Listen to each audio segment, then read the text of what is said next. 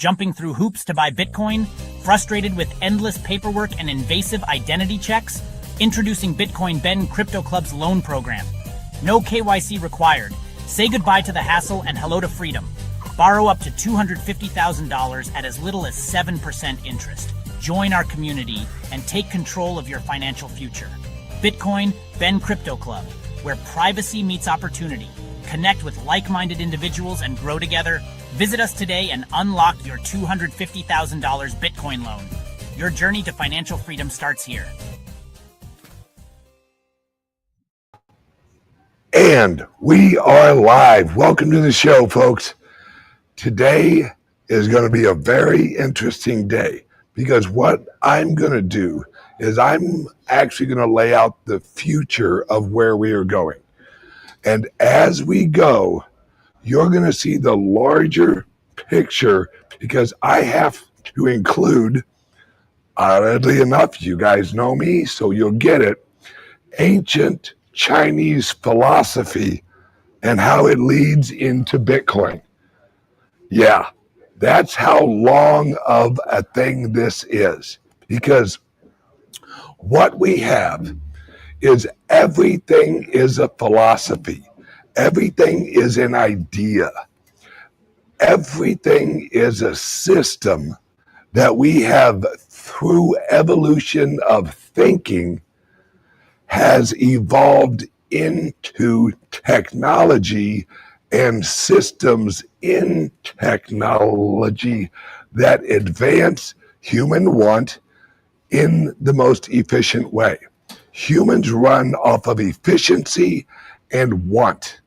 Now, want has several different forms. We have greed, we have love, we have envy. Those are all want. Those are all wrapped up in what we want. Those are emotions of want. And what we do as humans is we actually take that want and we want it as efficiently as possible. So let me wrap in ancient Chinese philosophy. All right. We've all heard, well, maybe not all of us, but a lot of us have heard of Confucius, right? Confucius is an old Chinese philosopher, and he came up with the philosophy of Confucianism. I know that sounds weird, but just work with me on this. In early China, there was Confucianism. There was actually something called Taoism, which is a spiritual self-improvement ism. Then the one that no one ever talks about, but is so relevant, is actually, and it was called this in China, legalism. Why do you think China has so many Lees? I'll tie it all together. Legalism and Confucian led to what we call now civilization. Civilization, we have to break that word down. All right, civil. That just means we all like each other, right? That just means we act in a certain relationship to each other. Let's break down civil. What is a civ? A civ is how you filter out something. When you sieve something, you shake it, you agitate it, you sieve it out. Like gold, when you actually mine gold. Well, a civilization is a combination of Confucianism and legalism as a system on top of each other sieves out humans. Right? This is how we filter out through human experience the ones who will work in the system and those who won't. Those who work in the system, as we use Confucius and legalism, we rub those together because Confucius is a philosophy of community. That's what Confucianism is. And those who actually don't align with the consensus of the community are actually filtered out. That's why we call them confused, because they are the confused elements of society who have dropped to the lower level of society, and society has to actually deal with how do we handle the unproductive, the confused of the society. Well, we had a split. This is many moons ago. We had a split where we had one group who said, look, this area of society is not aligning with the generalities and the consensus of the larger society. So let's go to war with that society and assimilate the closest similar cultural people to us. And the others who don't assimilate or resist, we get rid of, we kill them. That's it. That chain of society is no longer valuable to the consensus of the society. Are you starting to hear kind of familiar words leading with Bitcoin? We had a chain of society that went rogue. They actually thought they had a better way to run the blockchain of society. Because what is a blockchain? A blockchain is validated transaction through consensus. Doesn't that kind of sound like culture?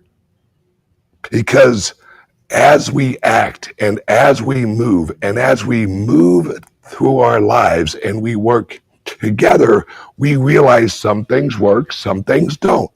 What works, we actually build into our culture, and that culture has a generational blockchain that we hand traditions to the next generation. And they are the new blockchain of that society. And then they live their lives, they work in the community, they realize a more efficient way of advancing human what? Through this works, this doesn't work, this works, this, whatever works, we include into our culture. That's what America was actually built on. That's why we had New York, we had Alabama, we had New Jersey, we had Connecticut, we had Florida, because they were all separate cultures, but we set it up so each culture could learn from the other cultures and then take their ideas and implement it into the overall culture that grew the U.S. so quickly. That's why we really didn't advance as a human or as humans very quickly until America. We were crawling along, we were doing our trades, and we were doing this, and we were doing that. But we didn't really have a culture, a community, a land that was basically a blank slate, and we set up a system of ideas. That's why people say the American experiment. That's what we were, is, hey, if we allow individuals private property, what will the productivity outputs actually be when we leverage individual want with reward of private property and exchange of value? And will that lead to a lot quicker advancement? We realized it did, because one guy had an idea of whatever you choose. Another guy or gal saw that product or that system and said, ooh, I can improve on that. I can actually make it more efficient. So then he or she would alter that product and actually make it more efficient. And then they would build that, and then someone else would say, oh, I see a technology that they are using that I could implement in this other area of agriculture or whatever, and that will actually improve the efficiency of this area. Now, let's go back a little bit to legalism. Legalism is what evolved into our legalistic systems we have now. Because prior to that, legalism was, hey, we're the rulers, we are the royalty of this area, we tell you what to do. Well, what they realized was top down does not create a culture. The culture creates the leaders who rise. So they had it backwards. So what we eventually evolved into was, okay, all right, we don't want all of the power at the top of the pyramid, because it isn't as efficient as letting all of these other groups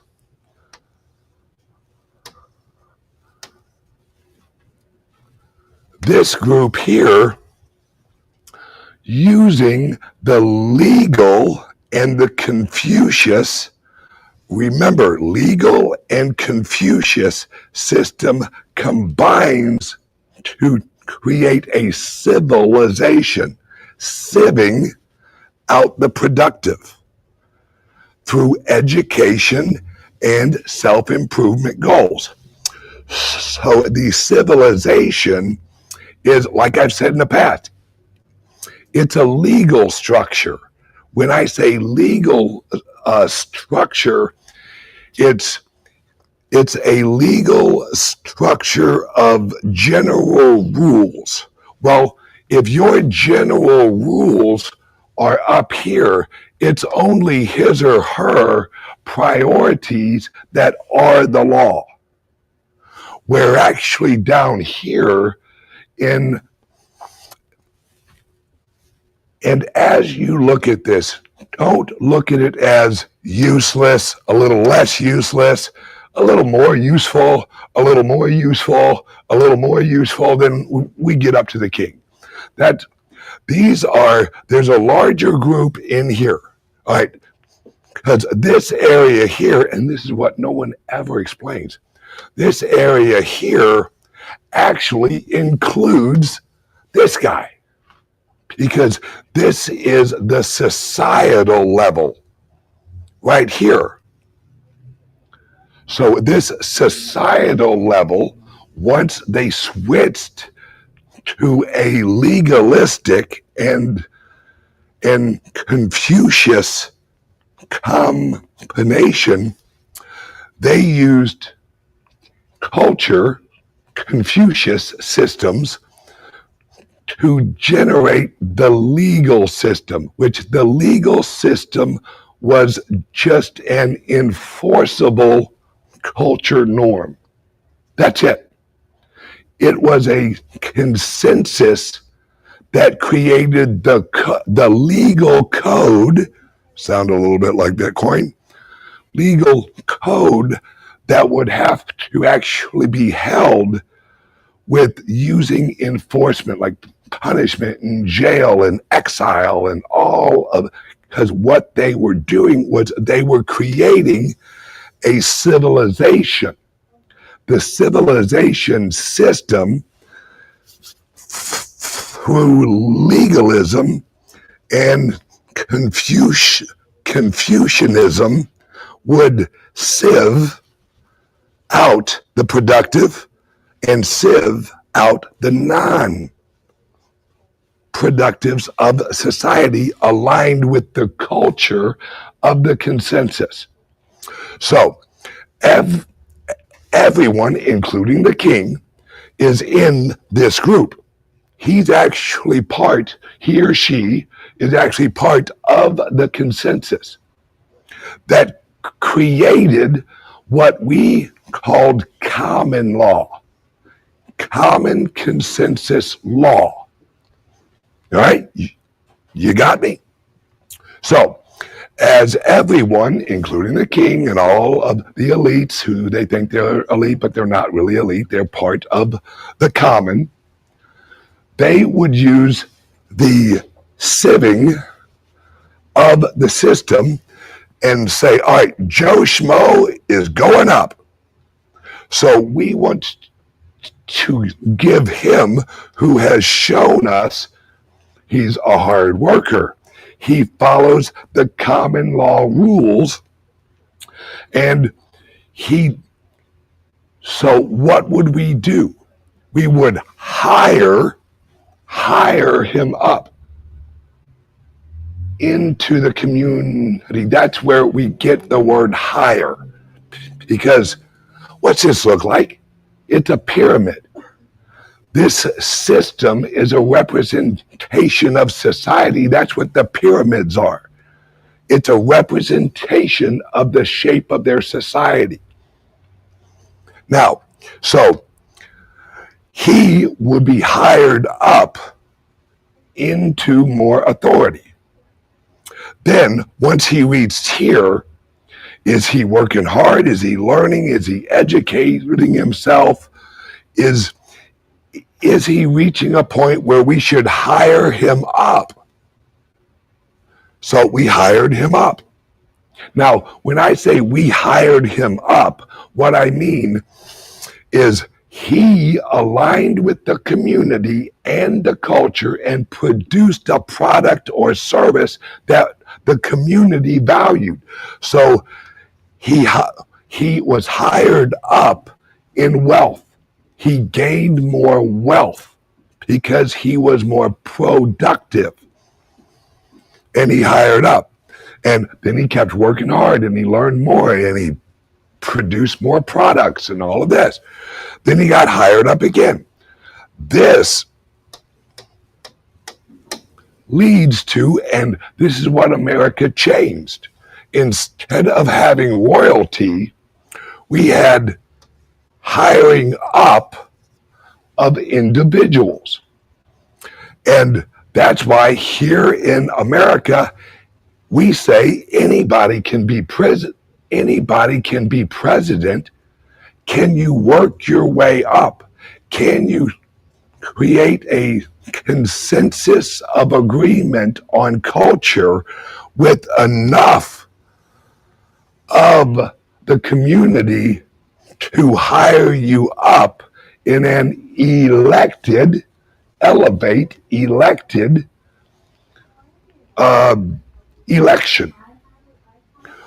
Well, as you do that, as you elevate these people up,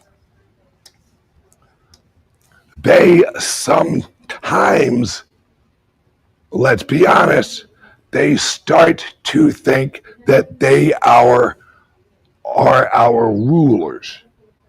Like, hey, I'm so smart that I elevated myself into society, and now I'm up with the elites, or shall, for those in the know, elites.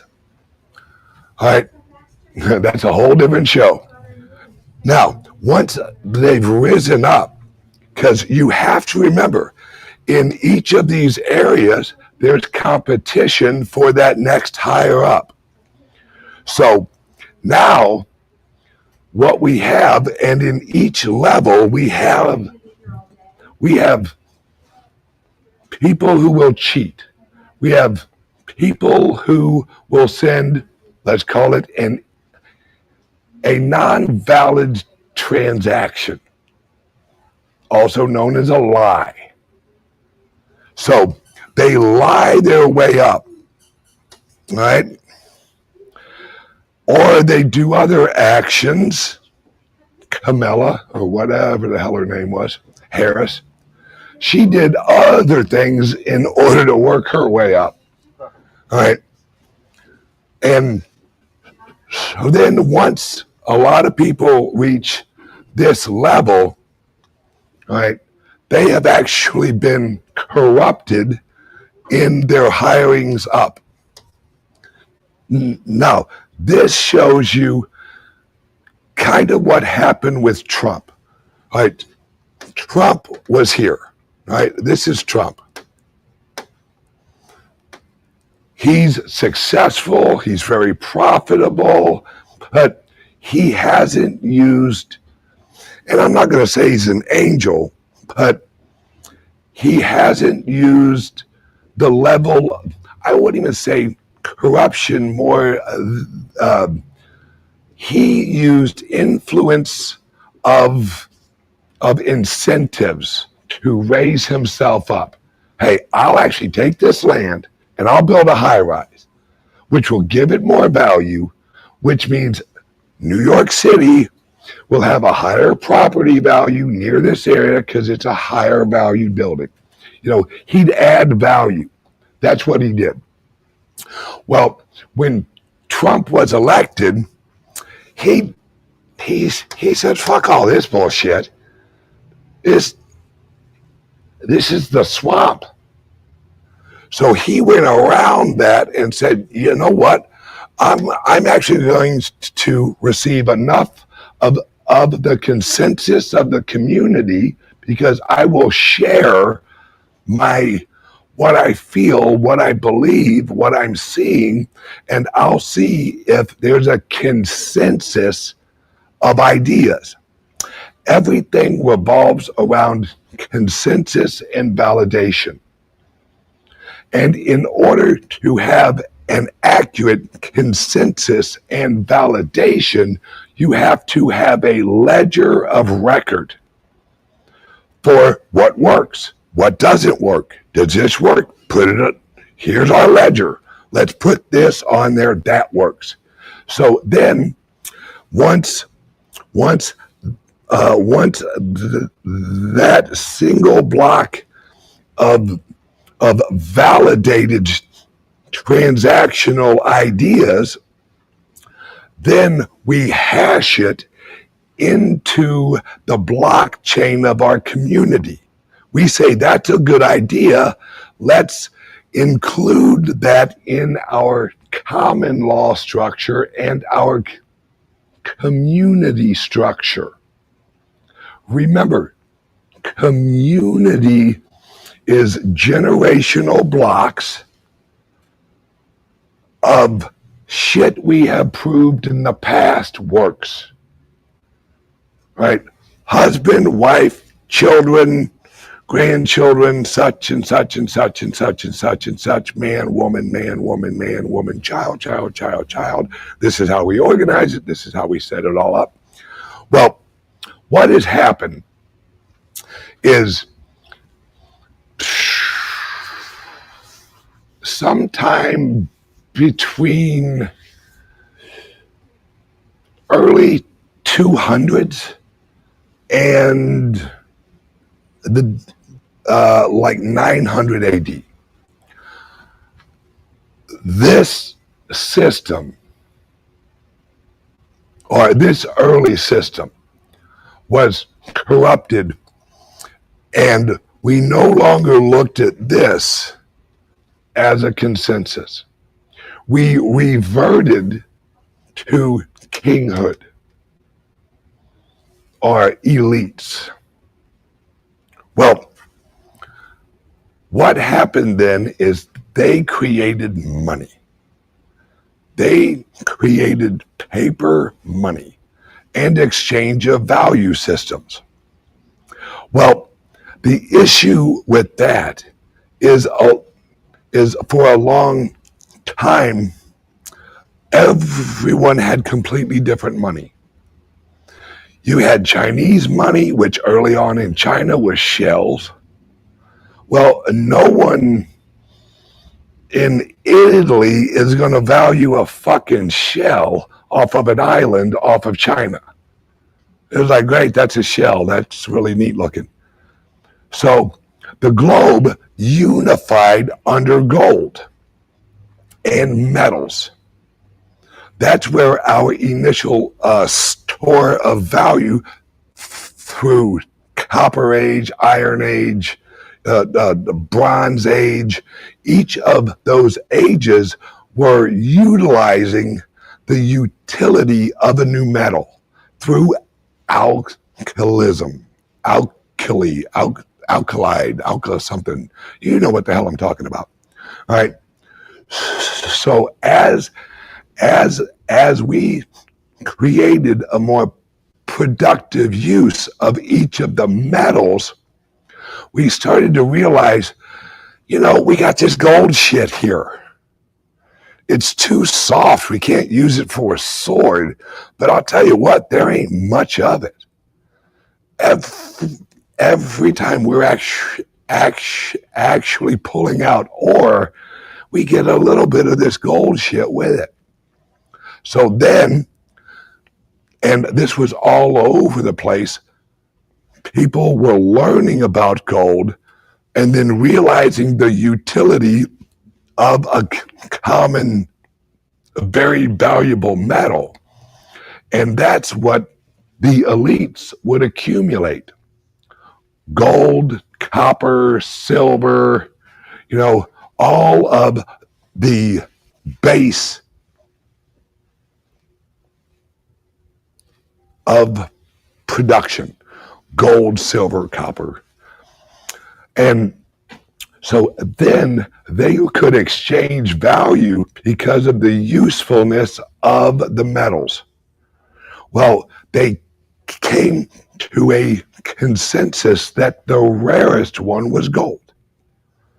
So they said, we will value gold and we will implement it into our society as a rarity, special. That's why you get your friends and your family and people like that gold, because it's rare, which is you culturally saying, I value you.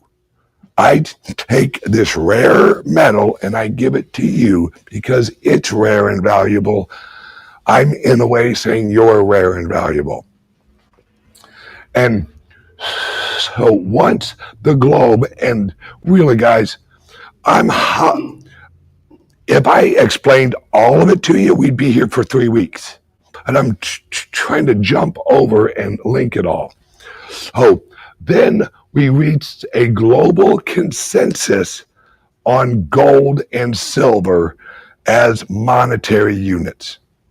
Because there was enough of it, because we had reached a point where we had pulled out enough gold where it could handle the value system of everyone, every country, every culture who dealt in our Silk Road or something like that, right? And that way we could actually have have a unit of exchange that we could validate, and we could exchange China's goods with Italy's goods, and Italy doesn't have to accept shells, and China actually doesn't have to haul all of their goods that they're going to trade with people in Italy all the way to Italy and say, we got a bunch of shit here. We got some silk. We just got a shit ton of stuff here. What are you guys willing to trade for all our stuff? Then they'd haggle over that. Well, once they implemented the gold agreed upon exchange of value, then what it did was it set the price of gold at the individual exchange. There wasn't a global value of gold. Like people heading from China to Italy, that's a long walk. So they had to earn more gold because of the bullshit they had to go through getting it from China to Italy. Where someone in Italy who just hops out of bed, walks down to the stove and says, hey, I want to buy some of that. All right, that's going to cost you half of an ounce of gold or half of an ounce of silver. Perfect. Fuck, it didn't take me long to get here. I can drag it back to the house, no problem, be good. Where China's, that's why they call it the Silk Road, because silk was so valuable in Italy, textiles, Italy, that the people in Italy would be like, well, hell yeah, how much do you want for that? Here's a bag of gold for a couple of pounds of silk that a bug made. But it's a special bug that was actually genetically modified to produce silk. That's a whole nother story. And so China would be paid more for their goods because it actually costs them more time.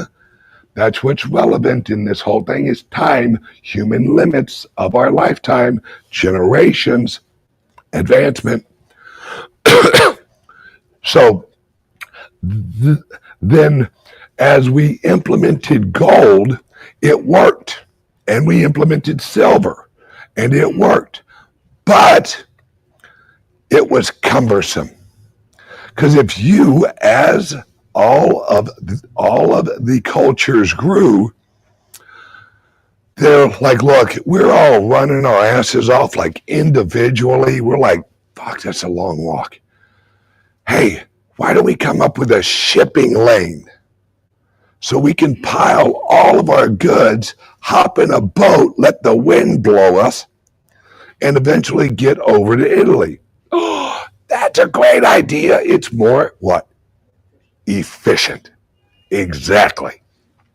So then we had shipping lanes, and we had pirates and shitheads like that, but shipping added risk because the ship could sink. The ship could be grabbed. The pirates could rob the ship. So there was risk involved in shipping. So shipping your goods, you could ship more at a lower per unit price of good because you're shipping in larger bulk. Think of the ship as Walmart and think of the old way as like 7-Eleven, right? Because you're producing something locally, that's a whole, I'm squirreling off again. So they'd ship their goods. Well, on each of the ships, they had goods. Then they had the money, the gold, the silver, to exchange for the goods they're going to bring back. That way they could ship whatever they produced, and they didn't have to have someone on the other side already set up to purchase it. They could take their goods, go to a marketplace, which was usually near the pier, and they would sell their goods at that marketplace at the value of that community, how much it valued your product. That's why silk had a higher price in America than it did in Italy, because longer to get there, more cost. You're holding the product longer. With silk, you have to have it set up in a certain way so it doesn't decay, all this stuff. Well, this is an exchange of value. And for years, we used gold, we used silver, and shit worked out great. Now, we're moving into a place where most of the exchange of value is digital. How many people have your credit card on Amazon and you say, oh, shit, I didn't know how much I wanted those pink rabbit slippers until I saw them. I must have those pink rabbit slippers next day. You click a button. That exchange is the equivalent of the old days of having someone from China or Taiwan or wherever ship you an individual order of pink rabbit slippers. The cost of transmission of value is lesser. Right now, because you're using your credit card, it's about 3%. That's your transaction fee. Well, now we're reaching the point where so much exchange of value has transferred into the digital form that the old form isn't as what? Efficient. And now the whole world community is now reaching a consensus that we need new money. Plus, our old systems were just a patch. The Federal Reserve System, it was designed to actually be a system that would actually degrade over time the money.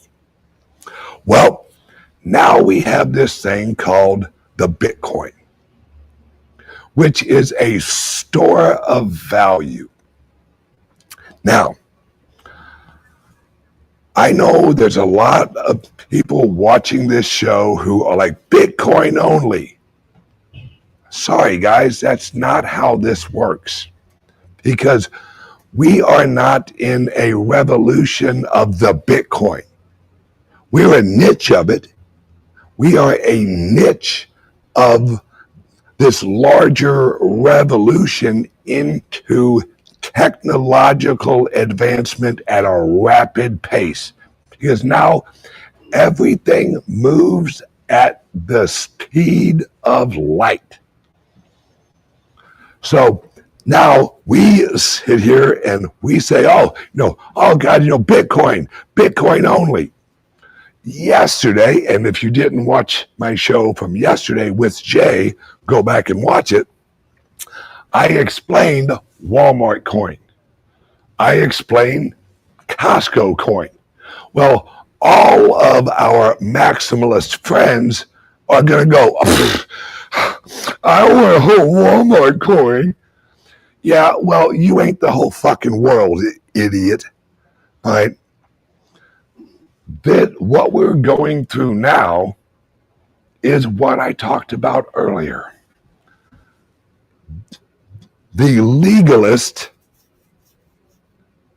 system legal system along with the Confucius system, the community system. Except now we've replaced a human enforcement legal system with what? Code. Code. So now we don't have to rely on a human to trust to run the ledger. Now we have algorithms, we have codes, and code, for those who are coders, know code is law. And once you set remember, legal system is actually based on the consensus of the Confucius system. What's this kind of starting to sound like? What China's doing? Gee, that's odd. That's where this system came from. Confucius, which is what the Chinese culture is based on, and legalism, which originated in China. Now, as we go through this time, what's going to happen is creative destruction, the search for efficiency, the using our personal choice, our individual reward structure and incentive structure to look for what we want to use. That we have the example of the future. Every shit coin that you look at was someone else's incentive. And some shit coins only have 10 people who have that incentive structure. Then you look at a community like Litecoin. Litecoin has a huge community. They'll use Litecoin. Why? Because it aligns with their incentive structure. You have those who like XRP. I'm not one of them. I don't use XRP, but that's irrelevant to XRP. Because the XRP are a consensus community that choose to use that currency. We will find out, is XRP a viable technology in the future of this? Now, I have no problem with XRP. That's a digital token. My issues is with Ripple, the corporation, because I know who runs it and I know their, shall we call it, generation incentives.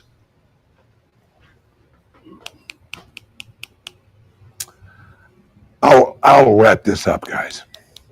We're entering into one of the most chaotic times in human history, because we're at a point where we are actually making choices at the speed of light. Where, all right, do I want to invest in Bitcoin? Do I think that consensus is going to grow bigger? Should I join that network of value? Are others going to join that network of value? What are the incentives of the Bitcoin? A lot of us like it because it's a fully decentralized, honest launch, proof of work, which means you have a floor of energy cost that holds up the whole network. And others say, nope, Ripple, XRP, it's faster. Well, so is jumping from a fucking plane without a parachute. Just my analysis. we are going to figure out, what do we like more? Do we like Litecoin? Do we like XRP? Do we like Bitcoin? And here's the key. There's no winner. There's never, in the whole history of humans, there's never been a winner. Because there's humans, and humans have opinions. Humans have culture. Humans have priorities and incentives. As long as you have two humans, you'll have conflict. And it isn't that one is right and one is wrong. They have preferences actually based on their incentive structures that they align with culturally. So what I'm basically saying here, I think we all win, because we're all going to choose our winners. And whether you're XRP or you're Bitcoin or you're Litecoin, we're all going to win, because we're all going to work towards the community and add value to the community of the network we choose. And that's the future we have at us right now. That's what we're going through right now, is a complete free-for-all of ideas. And a lot of people are going to win, and a lot of ideas will actually be sieved through the legal system of the blockchains and go, that system's no good. That's no good. That code, no good. That incentive, no good. And we will whittle our way down. There will never just ever be one, because there will never ever just be one human. So what's important is that you involve yourself in the rollout and the creative destruction mechanisms, which are companies. You involve yourself and you invest in the companies that you see align with your agenda, and you invest yourself, your time, your money into companies,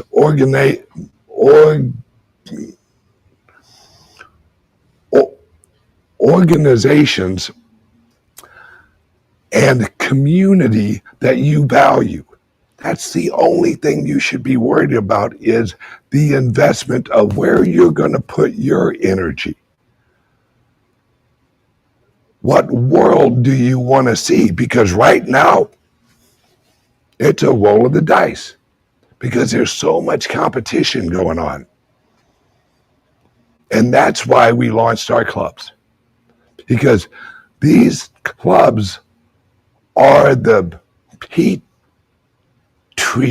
dish of the future advancement of human civilization. And we're all here learning, working hard, investing in mining, investing in hotels, investing in clubs. And what are we doing?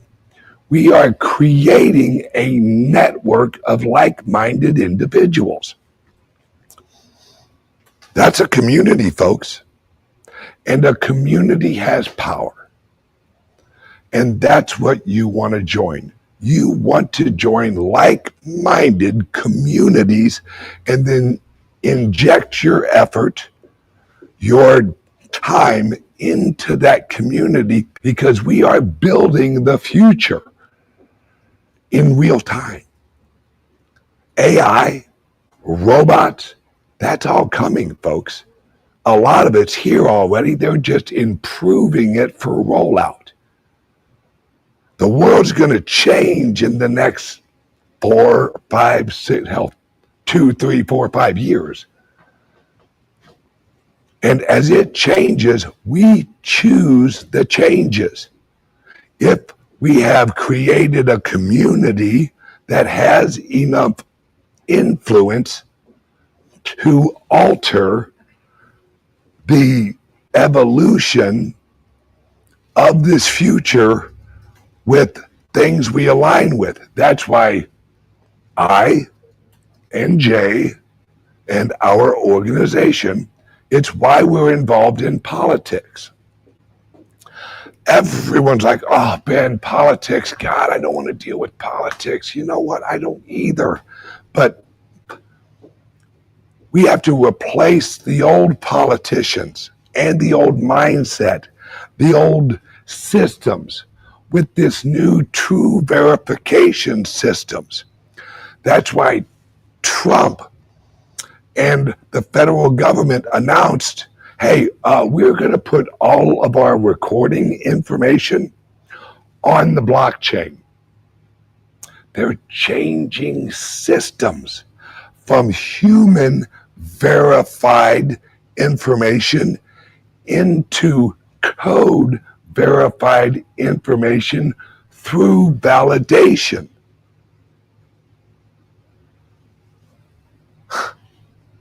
This is huge, guys.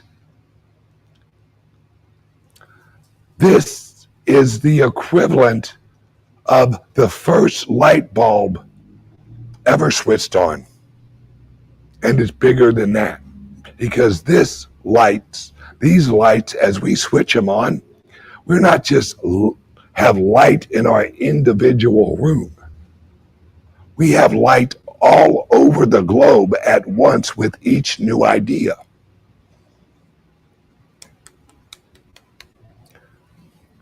I'm going to leave you with this. This is the most beautiful and relevant time in human history, because for the first time, we have the technology to actually form a consensus globally at once.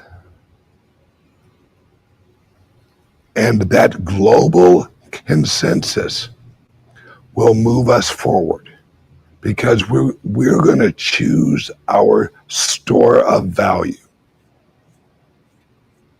And that store of value, as we evolve through this, priorities are going to change.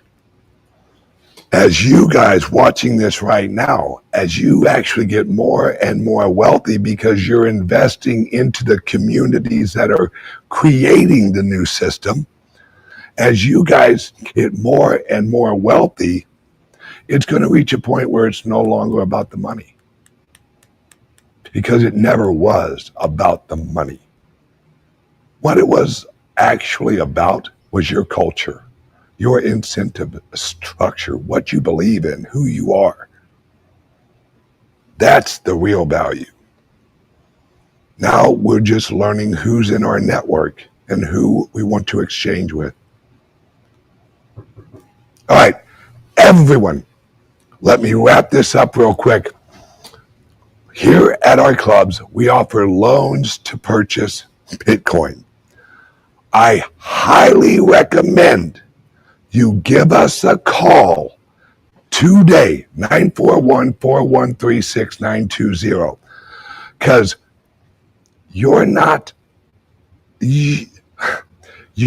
just actually buying Bitcoin, you are actually purchasing the building blocks of the future system. How much influence do you want in the future? Because the more you buy today, the more influence you have in the future. If you want to change the world, change the money and change your money. Give us a call, 941-413-6920. Shut this off and give us a call. Now, the number is scrolling right down here. Love you guys, and I will see you guys on Friday. Tomorrow, we'll have Jay here. I'll see you guys on Friday. Love you guys. Woo! Tired of jumping through hoops to buy Bitcoin? Frustrated with endless paperwork and invasive identity checks? Introducing Bitcoin Ben Crypto Club's loan program. No KYC required. Say goodbye to the hassle and hello to freedom. Borrow up to $250,000 at as little as 7% interest. Join our community and take control of your financial future. Bitcoin Ben Crypto Club, where privacy meets opportunity. Connect with like-minded individuals and grow together. Visit us today and unlock your $250,000 Bitcoin loan. Your journey to financial freedom starts here.